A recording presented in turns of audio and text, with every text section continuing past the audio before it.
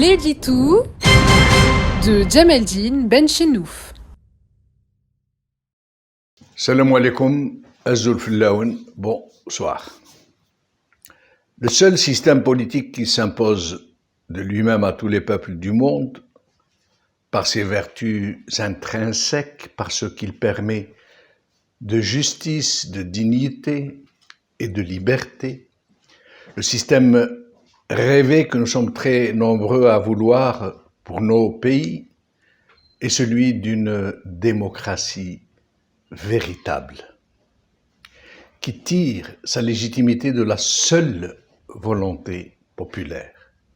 de l'état de droit, mais qui puisse reposer aussi et surtout sur un socle de valeurs qui nous soit propre, qui découle de notre histoire, non pas par une attitude de repli identitaire, culturel ou cultuel, mais parce que nous ne voulons pas nous faire assimiler, dans le sens digestif du verbe, par un quelconque modèle fût-il idéal. Parce que nous voulons rester nous-mêmes, dans ce que nous avons de meilleur, mais tout en restant ouverts au monde, à tout ce qui peut nous bonifier davantage, nous hisser à un mode de vie digne où nul ne peut s'imposer par la force brutale, où nul ne sera au-dessus de la loi. Oui, nous sommes de plus en plus nombreux dans ce pays, en Algérie,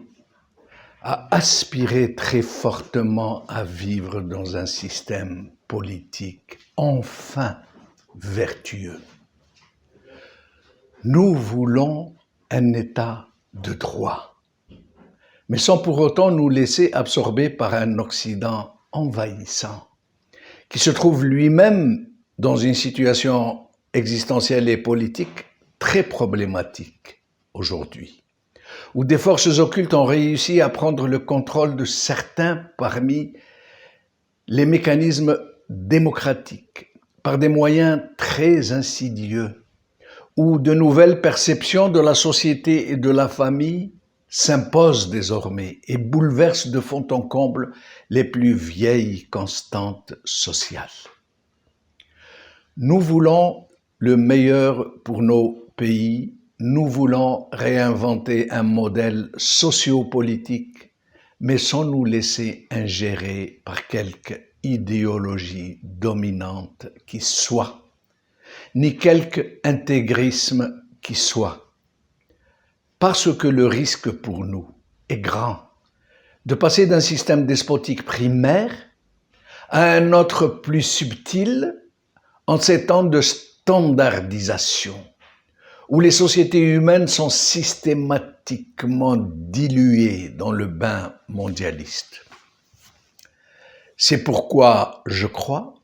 qu'il est vital pour nos sociétés, dont l'identité profonde est forgée par des millénaires de transmission culturelle, de veiller à ne pas nous laisser phagocyter, ni par cette occidentalité triomphante, même si elle est massivement favorable à la modernité et à l'universalité, ni par la tourmente intégriste, elle-même suscitée et manipulée par des forces occultes, qui contrôlent le monde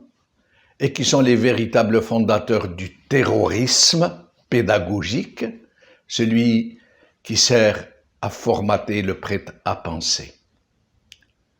Notre société a le mérite d'avoir pu rester elle-même,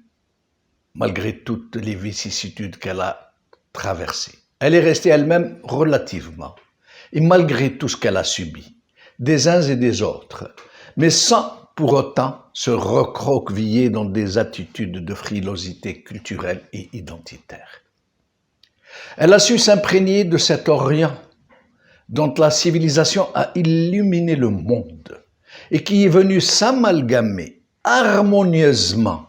à son identité profonde. Et elle n'a pas craint non plus de s'ouvrir à cet Occident dont les peuples ont tellement fait avancer la condition humaine, où les sociétés ont été libérées de leurs tyrans et qui ont concrétisé dans leur pratique politique ce très bel idéal de démocratie. Même si en l'occurrence, je le rappelle encore une fois, beaucoup restent à reconquérir aujourd'hui sur des forces occultes qui dirigent réellement la planète, en laissant croire au peuple qu'ils ont toute la souveraineté sur leur destin. C'est de cette façon que nous vivons le tumulte qui agite le monde. Et c'est cette aspiration qui est encore au stade du murmure indistinct, qui tente de s'exprimer en nous pour que nous restions ancrés à ces belles valeurs qui nous fondent, que nous tenons d'une si longue chaîne mémorielle,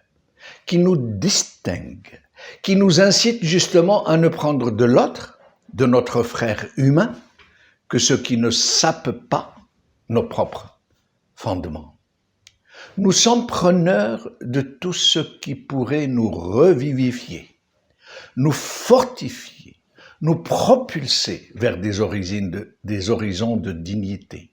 tout particulièrement cette citoyenneté idéale que nous observons chez cet autre. Ces formes d'organisation démocratique, de séparation des pouvoirs, d'égalité entre les sexes et tellement d'autres victoires sur la barbarie,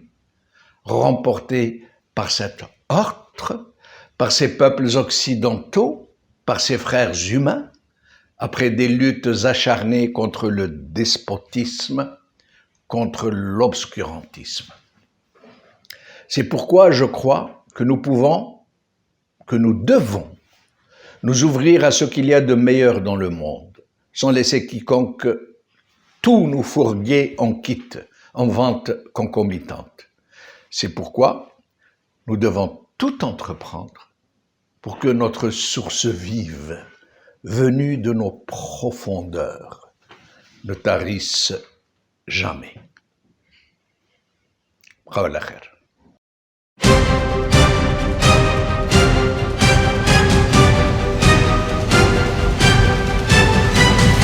L'édito